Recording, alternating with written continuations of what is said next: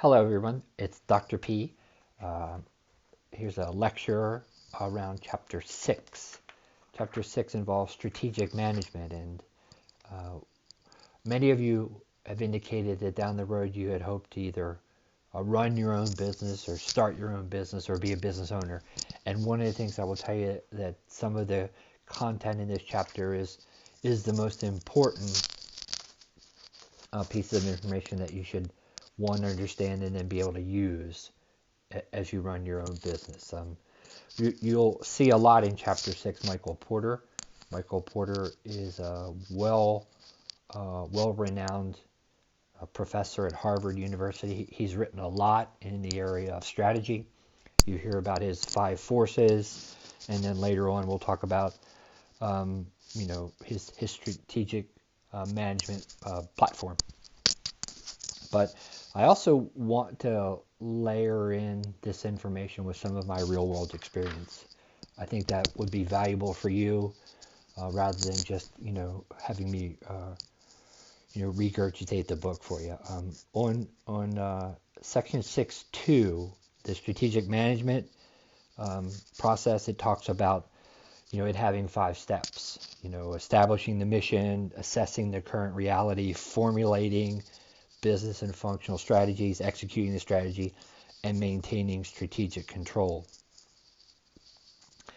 This really came to the forefront for me in my career when I was working for the company called the Andrew Jergens Company. They're in Cincinnati. They're a healthcare company.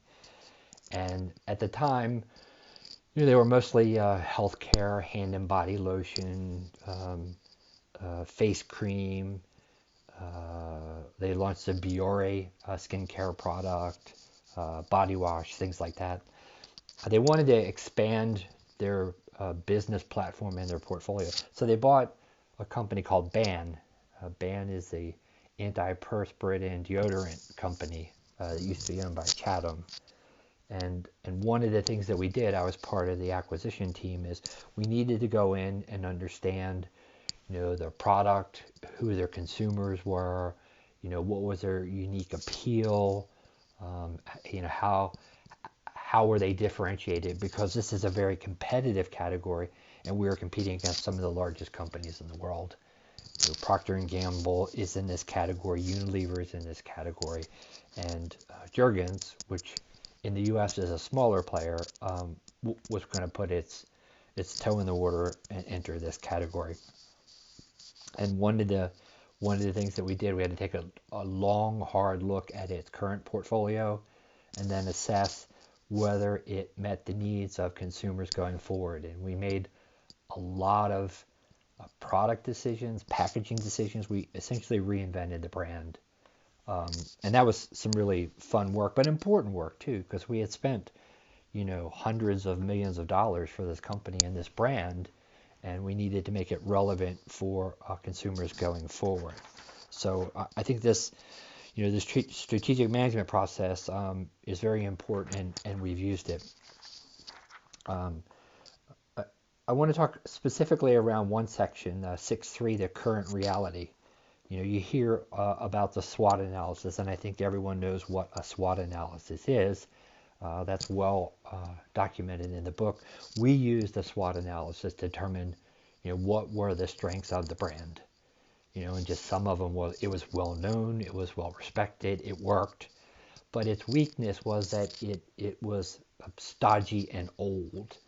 And one of the key products in the portfolio was a roll-on deodorant, and it had a large ball on it. In fact, inside the organization, it was called the Big Ball Roll-On.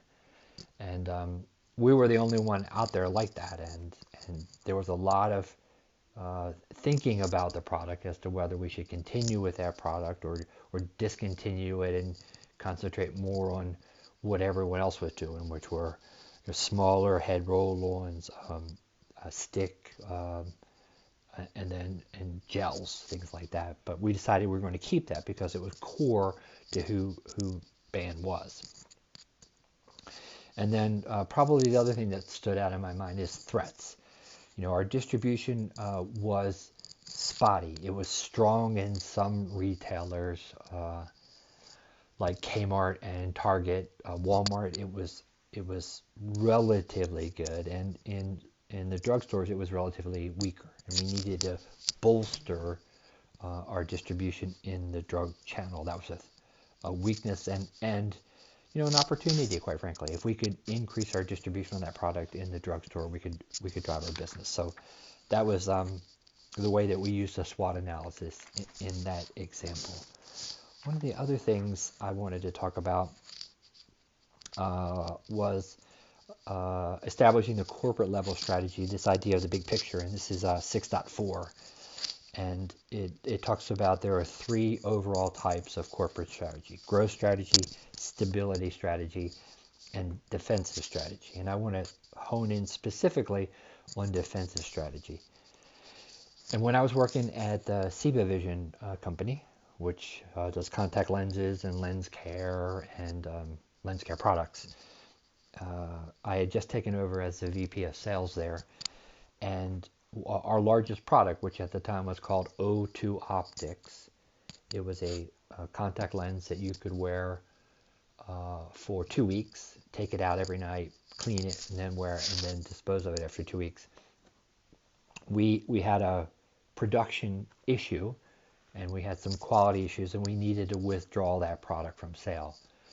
Now, this was our largest product. It represented hundreds of millions of dollars of sales to our team, but it was not up to the quality standards that it needed to be, and we were getting some complaints. So we had to withdraw that product from sale, which really put a big hole in our sales number and in our profit. So what we tried to do is we tried to do a defensive strategy, or retrenchment. What we did is we cut all non-essential spending. We had our sales team travel less, reduce their business expenses. We reduced the support, for some of our other smaller brands in order to just hold on until we could fix that product. And quite frankly, it took about a year and a half, and we lost about a third of our market share. We had, at that point in time, we had about a 24% market share of the contact lens category. That fell to below 20. And J&J, the AccuView brand at that point in time, was really eating our lunch. So what we had to do is we had to hold on.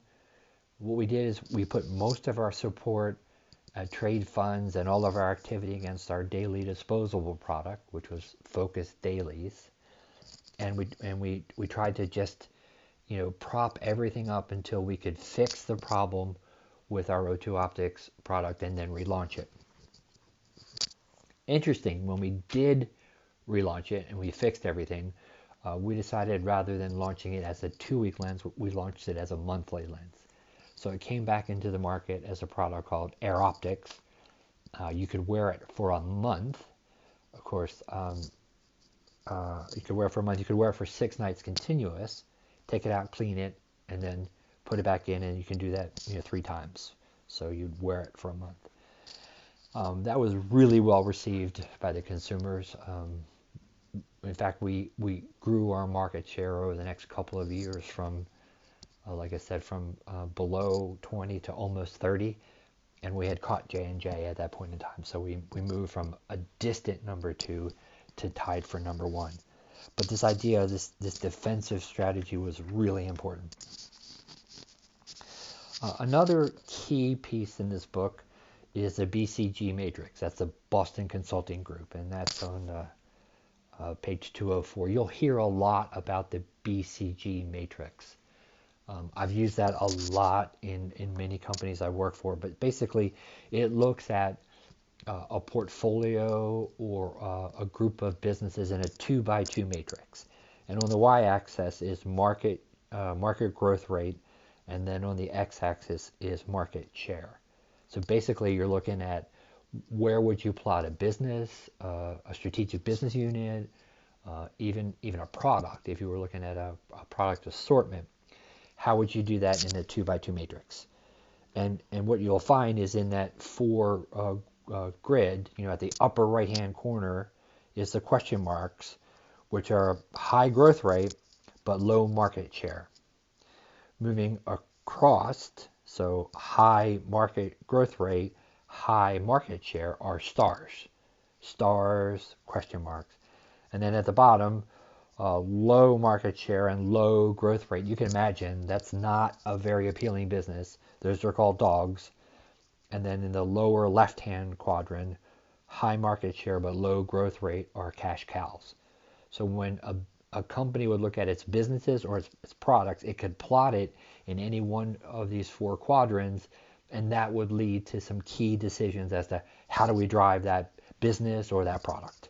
And each one of those quadrants has a different market support strategy, which is detailed in the book. I think that's it. I think maybe, again, you see a little more about Porter's 5 competitive forces and Porter's 4 competitive strategies. I would encourage you to look over those. But again, if you're going to start your own business or you're going to buy a business or you're involved in a business, one way for it to be successful is to make sure that it has a strong strategic platform. And the concepts in this book, in this chapter, will help you out tremendously. Anyway, I hope some of my real world experience has brought this to life for you. And we'll go ahead and end this video right now. Have a good day.